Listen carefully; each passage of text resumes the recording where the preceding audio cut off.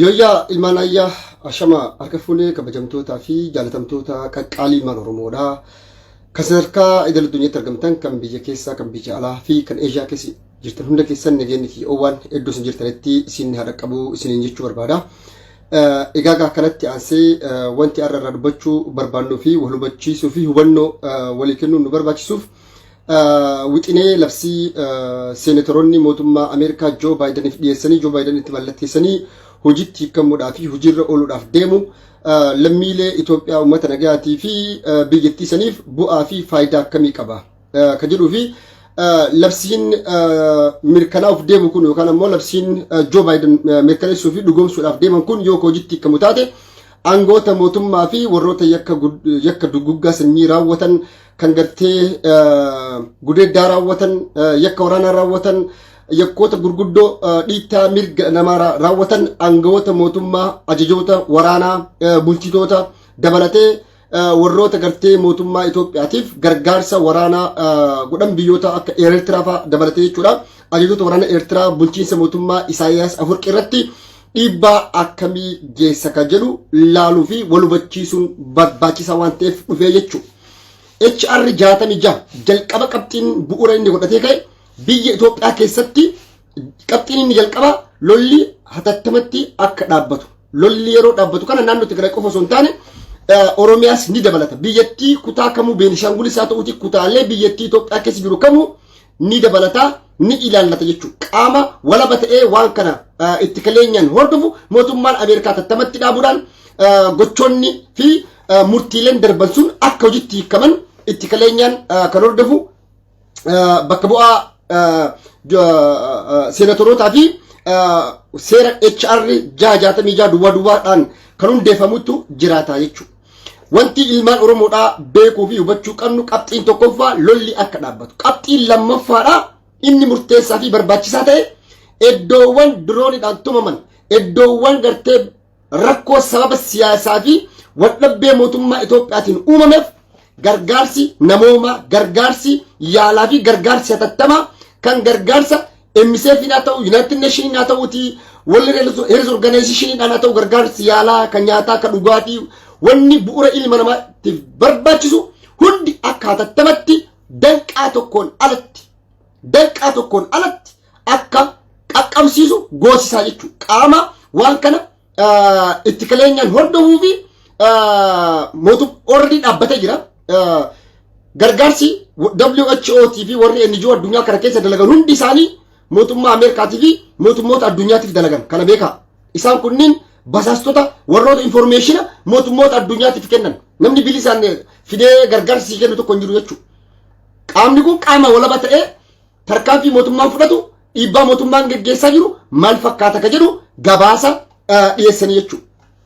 Qabxiin inni tokkoffaan waraana dhaabuu lammaffaan gargaarsa namoomaati jennee miti.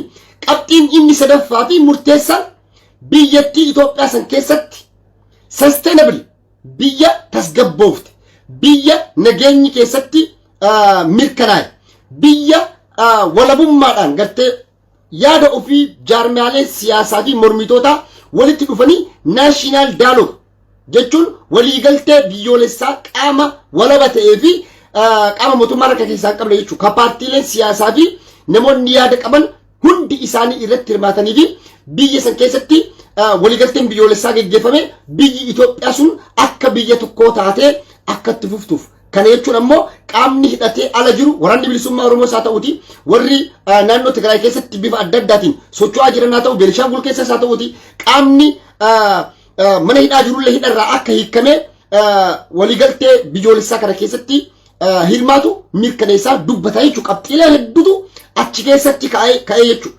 Kanaaf HR 66 duwwaan kun waan akkaan baay'ee murteessaa fi barbaachisaa fi biyyattii Itoophiyaa saniif furmaata guddaa qulfii ta'a jedhee yaada'an akka nama tokkotti.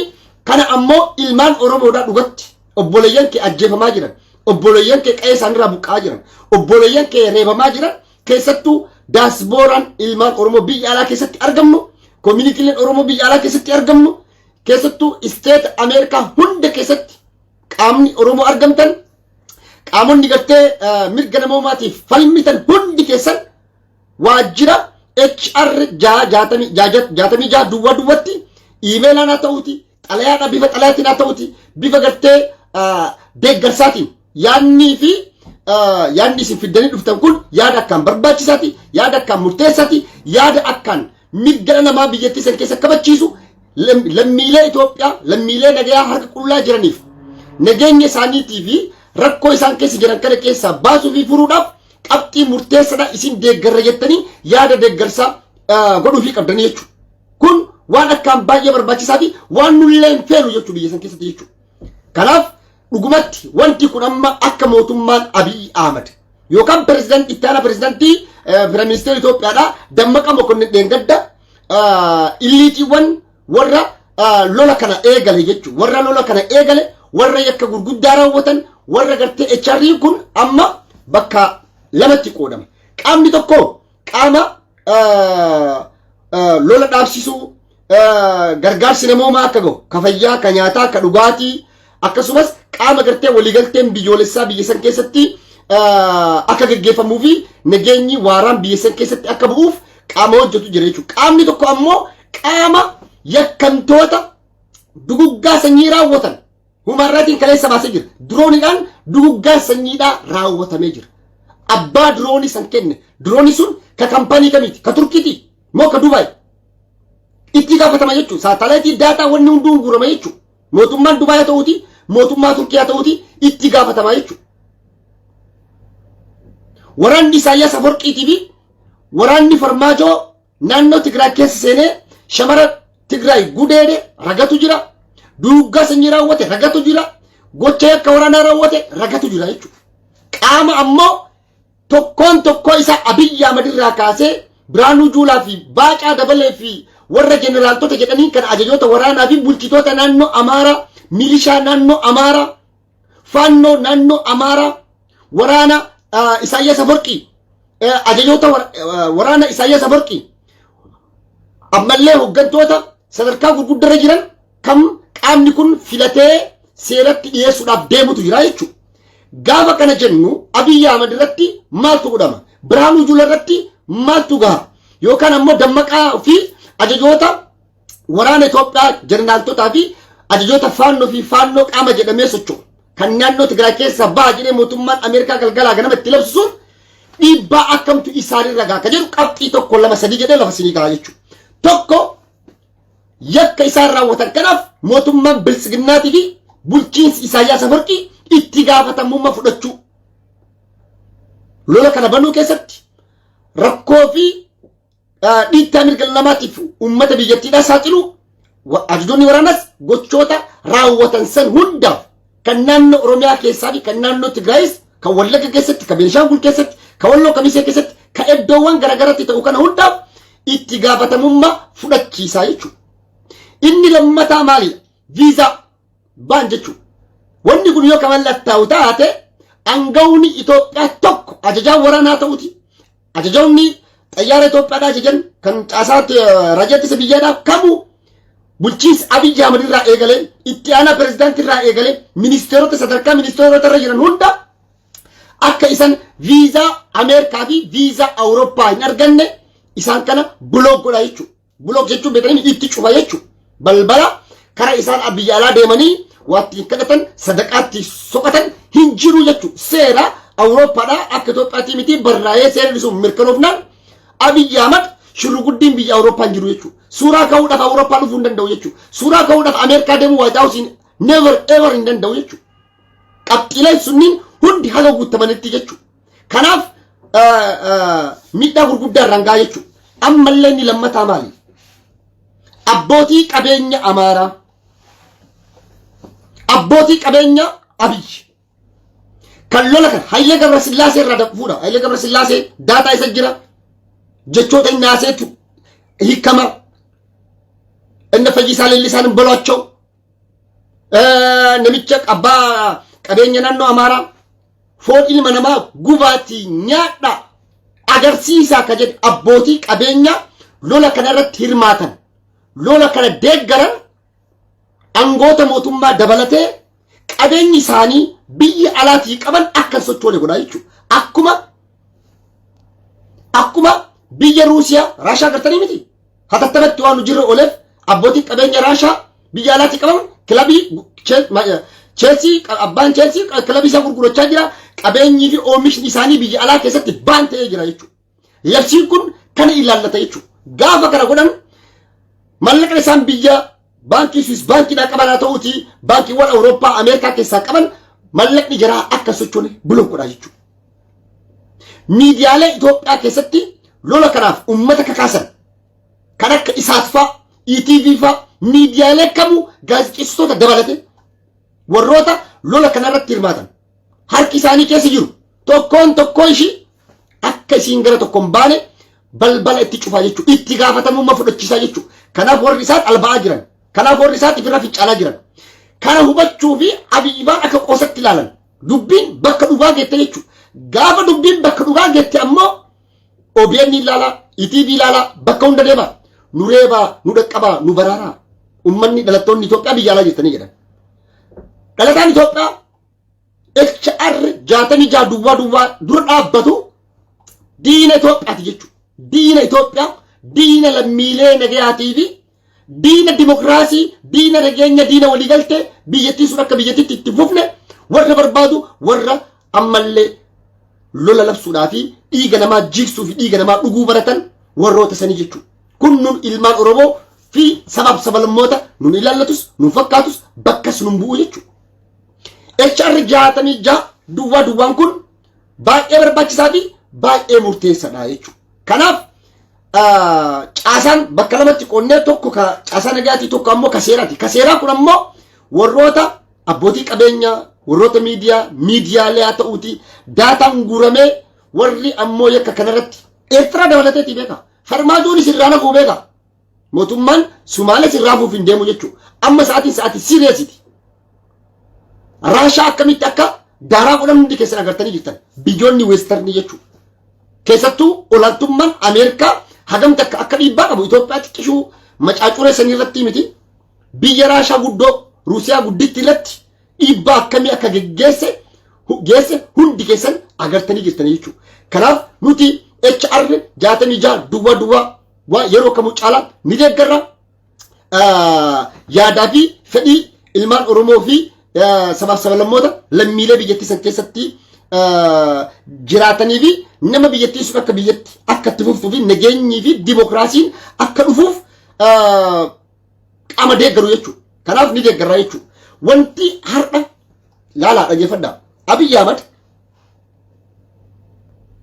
yaadadhaa warroota Habashaa biyyatti yaame hidhamtoota siyaasaa hiike haasawaa inni galgala irraata yeroo nyaatan irbaata nyaatan haasaa biyyi gaggeesse yaadadhaa. Abiy Ahmad achi gubbaa taa'ee maal jedhe isaaniif ከአሁን በኋላ ኖ ሞር ብላችሁ ውጭ ሀገር ላይ ሰላማዊ ሰልፍ መውጣት አያስፈልጋችሁም ጀደ ቃል በቃል ጀቻን ከነ በኋላ ብየ አለቲ ኖ ሞር ሊያተውቲ ሂሪሪኑን በርባችሱ ጀደ አብይ ሐራሞ ማሊፍ ኢትዮጵያ ሚዳ ጀደ ማሊፍ ኢትዮጵያ ሚዳ ዮ ኢትዮጵያ ከፎጀ ሱታቴ ማሊ ማሊፍ ኮኬ ሳንቀበ አከይሳን ሶቾነ ቡረን ባፈነ ዋን ጎዶ ፍቂኔን ኩን warroota hubannoo siyaasaa hin qabne bilchina hin qabne dammaqiinsa hin qabne ka abbaan barbaade isaa barbaade kai taa'e raf akka barbaadde ta'e jedhuun santu hiriira bahuudhaaf qophaa'aa jira. Saniif imbaasiin Itoophiyaa Waashingtan DC'tti argamuu fi qoonsilaaleen isteeta garaagaraa Ameerikaa irratti argaman labsii kana nuuf mormaa, nu bahaa, nu dhaqqabaa, nu baraaraa jedhan jechuudha. Namni achitti ala bahee sagalee mootummaa kanaaf ta'u waatu kola hubadha. Ameerikaa waan itti amanti qalayaa feete galchi White House duratti hiriira feete walgahii feete yaame no moorii barbaadde jedhe isaan kalaalan si'a si lallam hattuu kanaa miti. Hattuu faannoo achi nama fixaa Abiyyiif deeggaraa turan CIA'n hin beeka. Mootummaan Ameerikaa sirrii beeka, nu caala beeka. Warra ummata Tigraay TPLF irratti hiriira ba'an የትግራይ ህዝብ ላይ እንደ ህዝብ ወሪ hiriira biyya alaatti itti ba'an mootummaan Ameerikaa CIA'n hin beeka. Deema siila siin jedhu sirra maafuudhanii xalayaa okay kaa'oo fi akeekni kee malakkate si beekanii jechuudha. alaabama lumuuxii sunu diina Itoophiyaa akka taatanii beekana jechuudha. Lumuuxaan ባንዲራ ይዞ የሚንቀሳቀሱ የፖለቲካ አመራሮች hooggantoonni nafxanyaa kan alaabaa lumuuxii qabatanii deeman magaalaa Finfinnee keessatti maal jedhan yaadadhaa kaa jedhinuu gobana hundinuu asawaaga si'aayin hin beeka imbaasiin Ameerikaan cufamne guyyaa afuriif een cufsiise hooggantoota nafxanyaa illiitii Amaaraa kan Abiyyi Ahmad lola kanatti naqanii kan biyya hoogganaa olaantummaadhaan masaraa mootummaa marsanii gorsaa mootummaa ta'anii biyya hoogganaa jiranii miti kan alaabaa Ameerikaa gubaa jedheennu አንዳርጋቸው ጽጌቲ miti አንዳርጋቸው ጽጌ የአብይ አማካሪ ከ6 ኪሎ የሰጠው መግለጫ ኤምባሲን አሜሪካ ጉያ አፍሪፍ ጉያ ሸኒፍ የሮ ጩፈሙ ማሊፍ ሂሪረ ዱረቲ ባቲ አላባ ኢትዮጵያ ማቃጠል አለባቸው አሜሪካን ባንዳ ከጀደኑ እያንዳንዷን ኦዴፈኖ ተከተካን ከኛ በላይ ያለው የአሜሪካ መንግስትና ሲአይኤ ነው። ማን ነው የጦርነት በበላይነት ሲመራ የነበረው? የማ ፖሊሶች የማ ልዩ ኃይል ነው። ትልቅ የጦር ወንጀሎችን መደፈርን እንደገና ደግሞ የዘር ማጥፋት ወንጀሎችን የፈጸሙት እነማን ናቸው የሚለው ከኛ በላይ ከነተጨበጥ መረጃ ከነ ሳተላይት ቪዲዮ ከነ ፎቶ ከነ ታጠቆ ክላሽ ሜድን የተናገር እንደሆነ ያለው እኑ ሞቱማ አሜሪካ ትይቹ የአሜሪካ መንግስት የኡመት ኢትዮጵያ ቲሚቲ ሞቱማ አሜሪካ ማታለልና ለመሸወድ ምናምን ድባብሰን ምናምን ለማለፍ አቦቲ ገዳ ኦሮሞ ጁምላን ጅልቢ ሰጪሰኒ ረሽረን ጋፈሲ ረሽረን ሞ ሚደረት ዱፌ ሽመልስ አብዲስ አለማር ሲንገዳ ኦፍ መሳቲ ፊቴ ዱጋስኝ ራወቴ የጦር ወንጀል ፈጽሞ ራወተኒ አይ ፖሊሲ ለመተወን ወንጀል ወልኪነ ጅራ ካን ቁልቁለሳ ጅራ ካጫኑ ለከስሞ ጀደን አባት ደን ሊዋን ፈረንጀቹ ተካ ሞቱማ ከናፊ ሲርኒ ደብረ ወጋ ደሎተ ከነ ከሰቲ ዱጋ ኡመታ ሀቅ ኡመታ ባሴ ጉያ ኢርሰ ጉያ ተከንቀሙ ዶጎራን ተስ ከናፍ HR ጃተኒጃ ዱወዱዋን አባን ፈዲ ሂረበ አባን ፈዲ ሙርመ አባን ፈዲ ዱረ አበደ ንሚከና ጆ ባይደን ኢለቲ ሚልክ መለተሰ ገመውጅቲ ንሲነ ማይቹ ጋፈሰሞ ኡመኒ ሰገሌ ዳቢ ኡመኒ ሁምነ ዳቢ አከም ነርገቱ ኢነርጂ አከተውፊ ወሮኒ አሞ የክ ገረገራ ራወተን የከምቶኒ ሞቱማ ኢትዮጵያ ቲፊ ሞቱማ ኤርትራ አከሱመስ ሞቱማ ሶማሌ ደበለቴ ናኖ ቤኒሻንጉል ኬሰቲ ኦሮሚያ ኬሰቲ ትግራይ ኬሰቲ ረኮሌፊ ቡቀኢንሰ ጀነራል ረኮ ኡመሜ ከነ ሁንዳፍ ኢትጋፈተሙ መሳፈነቺሳ ገቲ ጉዳ ሞቱማ ኢትዮጵያ ሞቱማ ገቲ ጉዳ ሞቱማ ኢትዮጵያ ከፈልቺሳ ሞቱማ ኤርትራ ኢሳያስ አፈወርቂ ከፈልቺሳ ብይ አለቲ ሶገርተን ይሪር ያመሜ አላባ ኤርትራ ቀባ አላባ ልሙጢ ቀባ ወር ኤርትራ ላይ ኢሳያስ አፈወርቂ አከባራራሙፍ ኩልለ ሂሪረ ሞርሚቲን የከምቶ ተበራሩን እንጅሩ አዱኛ ከናር ሀርና ለሚለ ራሻ አዱኛ ረት አርገመን ኦሶ ሂሪረ ባኒ ፑቲን ሂንቱቂና ፑቲን ሲሪ ጅራ ጀደኒ አሜሪካ ፊ አውሮፓኒ ወራሲ ሂሪረ በውከና ደጋኒ ቆቆቢፊ ኢባፊ ዋን ውጥኔን ሴራ ለብሲ ኢሳኒ ጀዱሰን ኢራዳበኒ ኢራካሱ ጀተኒ ያዱ ኔቨር ኤቨር ቢዮን አውሮፓ ቲቪ ሰሙን አፍሪካ ተኮሚቲ HR ጃተሚ ጃዱወዱዋን ለብሲ ሴራ አሜሪካ ከሰቲ ሞቱሞት አቦቲ ኢረ ሞጎሌ ኢሳን ጨብሱዳፍ ውጥኔ በይ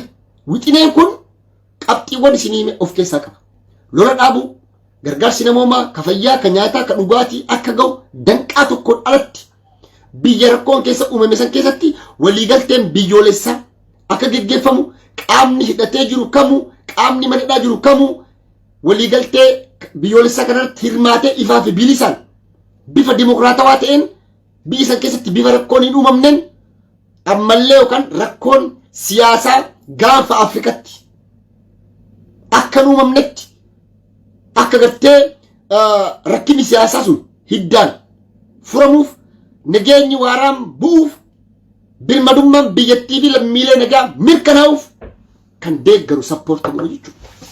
Gabaaboo HR 66 duwwaa seera wixinee labsiidha mootummaa Ameerikaatu labsatee lafa kaa'e wixinee kana jala googul gootanii ilaaluun dandeettanii jechuudha. Qabxii warra kamiif keessaa qaba. Yakkamtoota mootummaa qaama mootummaa kamuu keessa jiran kan seeratti isaan dhiyeessuu fi biyyattii san kufaatirraa, kufaatii diinagdee, kufaatii siyaasaa, kufaatii hedduurraa kan isii dandamachiisu jechuudha. Gargaarsi namoomaatii fi biyyattii yoo ammallee qabxiin isa dhumaa maal jira? Biyya sanatti mootummaan ce'umsaa hanga dhaabuu gaaseera labsii kun. Naa qabaddaa kana. Gana wanni Abiyyii fi Biltsiginnaa fi nafxanyaa hirriba dhoggaa jiru kana beeka. Isa dhumarratti maal jedhee lafa kaa'aa naashinaal daayiloogiin eega gaggeeffame waliigalteen biyyoolessaa eega gaggeeffame booda mootummaan ce'umsaa akka dhaabuuf deeggara. Mootummaan ce'umsaa tiraanzishinaal gavarmant isa jennuun. Maaliif mootummaan kun yakkoota gurguddaa raawwatee jiran beekamaa kana booda illee bifa kanaan yoo deemu taate mootummaan addunyaatii fi sirna kanaa fi mootummaa kanaan biizii ta'uudhaan hin qaban jechuudha. Biizii ta'uu qaban jechuudha. Kanaaf rakkoolee akkanaa kanneen waan deeggaruu fi sappoortii godhuuf lammiilee keenyaaf biyyattii san keessatti nagaa waaraa buusuu fi hirmaannaa waraanni bilisummaa Oromoo yookaan qeerroon Oromoodhaa qabus gaheen isaa guddaadha. Yoo dhugatti akka labsiisaniitii fi akka jedhametti kan itti deemamu taate waan baay'ee murteessaa fi barbaachisaadha kan deeggaruu qabna. Wanni Biltsiginnaan boottee iyyitiif karaa kanarratti wannan jechuu barbaadu lammiilee Itoophiyaa warra jalqabarraa jalqabee ilmaan Tigraay guutuun ilmaan Oromoo guutuun support. Communitiin Oromoo guutuun communitiin Tigraay guutuun support hin deeggaran. Awurooppaa, Ameerikaa. Warri mee dhugumatti laala.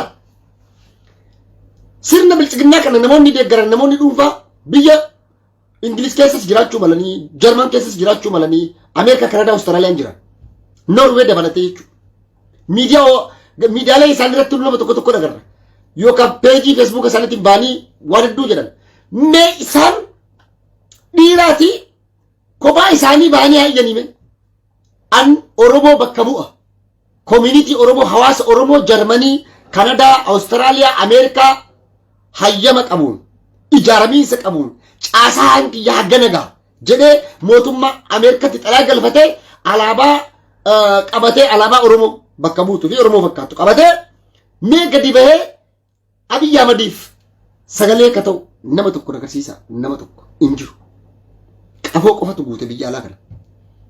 Qorqorroo kan iyyuu qofa malee asumarraa lallabu malee caasaa ijaaramiinsa hawaasaa, ijaaramiinsa namoomaa biyya alaa kana keessatti namni qabu, namni labsii kana mormuu fi Abiyyiin deeggaru never ever qubaan nama lakkaa'amuu iyyuu agartan. Warroota garaadhaaf jiraatan kan akka Fayyisaa Leellisaa fa'a warroota miilumaan gulufanii miilaan yaada yoo taate malee biyya alaa kana never ever hin jiru jechuudha. Nuti ammoo wixinee labsii kana dhibbarraa dhibbatti ni deeggarra.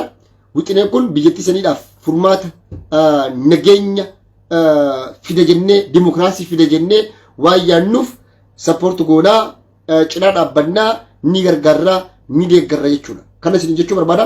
Mootummaan kun dhugumatti Amaanu'eel Mandummuu dhugaa Amaanu'eel Mandummuu akka barbaaddu taate echarri kana gargaaru.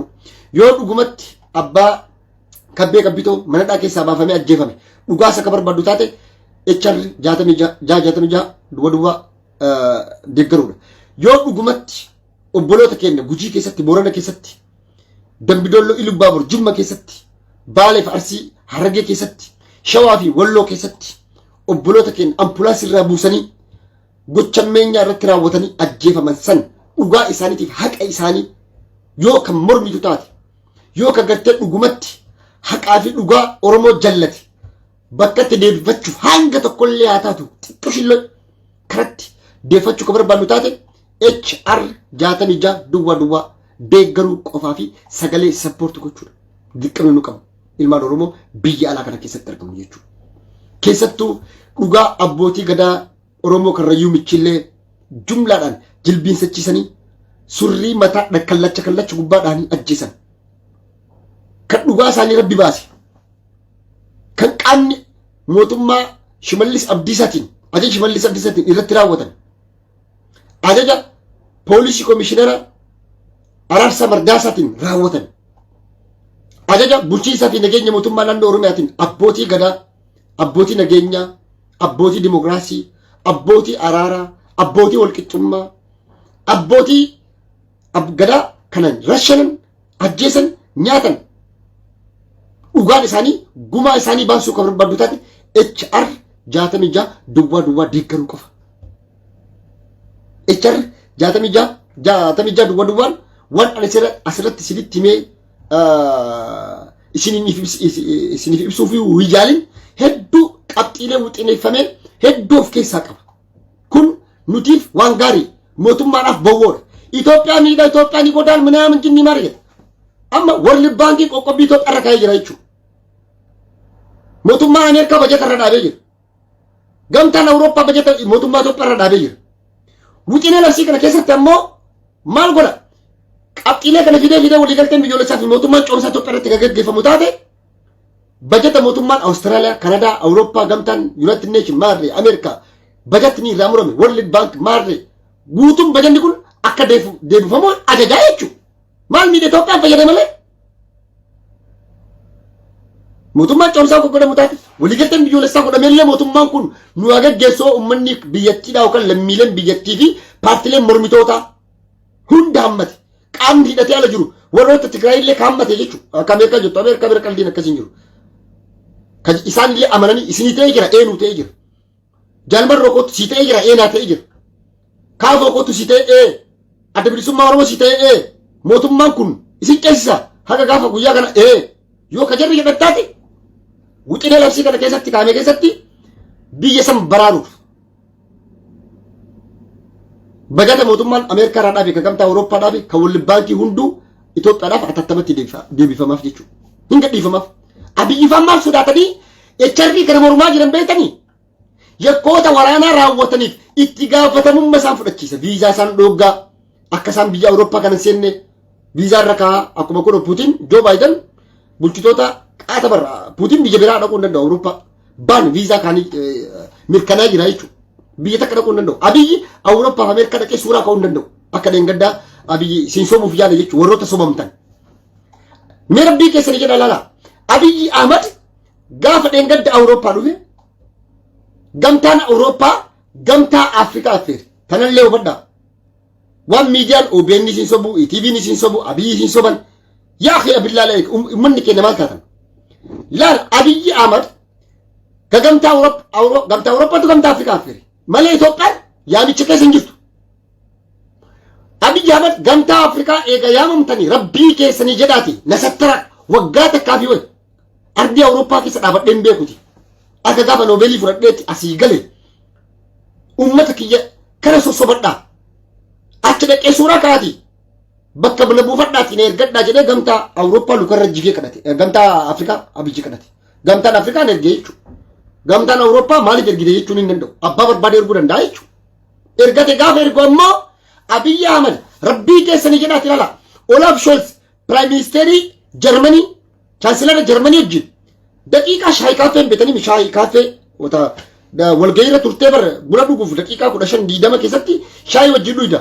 Dhaqee footoo wajjin ka'ee daqiiqaa 5-15 keessatti waa'ee walitti dhufeenya biyyoota lamaanii mari'annee jirra jedhee siin sobe. Sobamtanii miira Oromoo. Sobamtan moo sobamna. Daqiiqaa 5 keessatti daqiiqaa 15 keessatti pireemistoorata Awurooppaa meeqa wajjin suuraa ka'e. Dhaqee kanallee hafaf bobaa jala seenee hafaf kaan mata hafaf. Olaf Scholz chaansilarri Jarmanii waa'ee diinagdee waa'ee siyaasa Itoophiyaa haasa'uun shaayii bunna chirsi jechaa isaanii waa'ee dhimma nama lamaayyuu akkasitti haasa'anii ibsuun hin danda'amu. Nama dhuunfaa maal ka biyyaa haasoftate. Kan namoota lammii dhuunfaa saasa keessattuu kan akkam nagaa fayyaadha jechuuf iyyuu daqiiqaan 5-6 taree bara. Waa'ee dhimma Itoophiyaa Olaf Scholz yoo haasa'u barbaade Abiyyi Ahmadiif xalayaa affeerraa godhee waajjira isatti yaama Berliin gaafas dhimma diinagdee Itoophiyaa irratti dhimma nageenya gaanfa Afrikaa irratti dhimma nageenya Itoophiyaa fi developmentii garaagaraa irratti haasa'uu fi mari'achuu danda'an. Abiyyi akkasuma affeeree fi dhaqaa jechuudha. Malee shaayii kaaffee yeroo ka'an kaan bobaa jala seenee kaan wajjin rakkina nageenya manaaman rakkina Itoophiyaa fi maarree diinagdee siyaasaa furuudhaaf never ever nu daa'imaa miti namoonni akka daa'imatti Abiyyi مالف أبي جبر أمة توقع شورت ميموري وني جديه تفتح مالفي وما بيليكي كنا مريو نباس إيه فرطاف من أولام شور ساسا كيستي يوم تكاتلة مرين غيار راغوني مال فكاتة منامن وانا كسي إيه مريلين كبتيلة واي أجندة يروسن قال مثلا كيس جرومالي سلطوكا مورا تكلم أكتوكا تكلم نبي أكدم تا أفريقيا بكبويرة كيشو سلا أفريقيا نمي أورونجي واي ركو توكا أكيد تاسون منو إتوكا سيغابس gamta Afrika gamta Europatti Itoophiyaa yoo affeeramte waa'ee dantaa Itoophiyaa soo danda'a. Yaa Afrikaa biratti gin yoo affeerame waa'ee dantaa Afrikaa irraa isaa jechuudha. Dantaa Afrikaa irraa dubbatan. Bakka bu'anii deemanii jechuudha. Biyya ofii osoo hin taane Afrikaa sila Afrikaa nu warra. Garuu inni waa'ee Itoophiyaa maarree jinnii minaamin kana sobaa fi kijiba Abiyyi sinitti ofusan akka shamudamneef. Abiyyi jechuun bexaama camarmaariidha. Namoonni kenna maaliif Abiyyi akkanatti isinitti taphata suuraadhaan viidiyoodhaan waan hedduudhaan ummanni Itoophiyaa akka shangulliitiidhaan sobamu waan hubateef waan argeef dhugaa si'a ummanni akka dhugatti fudhata miidiyaan isaallee nafarsaaf aktiivistoonni qaxaratillee nafarsaniif kanaafuu suuraan biyya bulchuu suuraa ka'uun nageenya dimokiraasiitti fakkaata. Parlama keessa taa'ee otoo sogartaniisi waa'ee beelaa fi waa'ee rakkoo uumamaa fi namtolchee raawwata gaafiin gaafatamu fakkeenya Finfinnee fudhatan mana Lukaandaa Boorana ilaalu bara Baalee Dandaasaati Harargeen Dandaasaati Wallaggi maal keessa jira Faandoodhaan maal ta'aa jira Dandaasaati naasoo Abiyyiif biyyi Itoophiyaa jedhamtu Finfinnee paarkii sana iddoo bira Dandaasaati miti abbaan fedhe fudhatee akka fedhe bulchee abbaan fedhe of harkatti galchee Dandaasaati miti. Naannoo Tigraay nu bulchaa jira uummata Tigraay Tibeelleetu bulchaa jira hin galchuun dantaa isaati miti naannolee waraanni bilisummaa Oromoo qabatee hin sodaata hin dhaqu kana waan ta'eef uummanni kenna bayyanadhaa dammaqa suuraadhaa fi viidiyoodhaan sobamina isin Abiyyi caaluu qabdanii bara akka keessan ji'a sagalii dhalate namni akkamii suuraa fi viidiyoon isin soba dhugaa dubbachuudhaaf warroonni dhaggeeffachaa jirtan namni 200 jala jirtan osooti qota kalabatti deebitanii ilaaltanii biyya isinii kennanii Abiyyi caala akka biyya bulchitan dhugaa isin ragga'uu danda'a. Namni nagaa barbaadu, namni dimokiraasii barbaadu, namni gaafii uummataa gaafii lammiilee biyyattiidhaa deebisuu barbaadu dirqama Abiyyi caala biyya bulchuu dandeettanii jechuudha. Abiyyi caala muuxannoo qabaachuu dandeettan. Abiyyi caala dandeettii qabaachuu maltan. Abiyyi caala biyya keessan jaallachuu maltan. Abiyyi caala biyya keessaniif dimokiraasiif nageenyaaf walqixxummaaf yaaduu maltan. Abiyyi caala qe'ee isaanii irratti abbaan lafaa abbaa biyyaa abbaa qe'ee akka qe'ee isaa abbaa qe'ee ta'uuf warra Abiyyi caala yaaduu quuqama qabdan jechuudha. Kanaaf isin caala qabdan malee isaa ashangulliitii isaatiin sobamuu qabdanii isiniin jedhuu barbaada. Kanaafuu HR 66 duwwaa ni deeggarraa jedhaati ka community Oromoo warra advocacy irratti hojjettan bifa garaagaraatiin ijaaramtanii warroonni jirtan kanarratti akkasiin hojjettan yaamicha isin dhiyeessuu barbaada. Galatoomaa alfadhu wayyamaa kan raaf jedhe asumarratti isiniif dhaaba asumarra goolabaa nagaa keessanaa jiraadha.